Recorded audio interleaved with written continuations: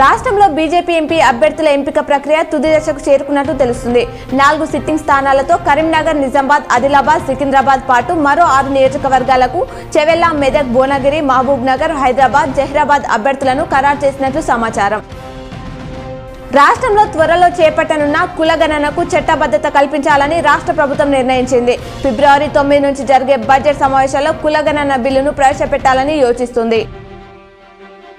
గత ప్రభుత్వం జిల్లాలు, మండలాలను అశాస్త్రీయంగా విభజించిందని మంత్రి ఉత్తమ్ కుమార్ రెడ్డి అన్నారు. దీన్ని సరిచేయడానికి త్వరలో ఓ కమిషన్ ఏర్పాటు చేయబోతున్నామని ప్రకటించారు. ఆ కమిషన్ జిల్లాలో పర్యటించి ప్రజల నుంచి సలహాలు, సూచనలు స్వీకరిస్తుందని తెలిపారు. అయోధ్య రామ మందిరం చాలా పటిష్టంగా ఉందని శాస్త్రవేత్తలు నిర్ధారించారు. 2500 ఏళ్లకు ఒకసారి వచ్చే అతి తీవ్రమైన భూకంపాన్ని సైతం తట్టుకొని నిలబడుతుందని స్పష్టం చేశారు.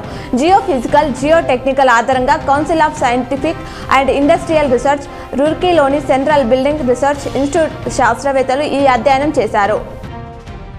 మాజీ మంత్రి కేటీఆర్ తన పెంపుడు కుక్కల కోసం ప్రగతి భవన్లో ₹12 లక్షలతో ఇల్లు కట్టించారని మంత్రి సీతక్క ఆరోపించారు. తన ఇష్టం వచ్చినట్లు నిధులు ఖర్చు చేసి రాష్ట్ర ఖజానాను ఖాళీ చేశారని మండిపడ్డారు. రాష్ట్రంలో పేదలు ఆకలితో అలమటిస్తున్నా గత పాలకులు పట్టించుకోలేదన్నారు.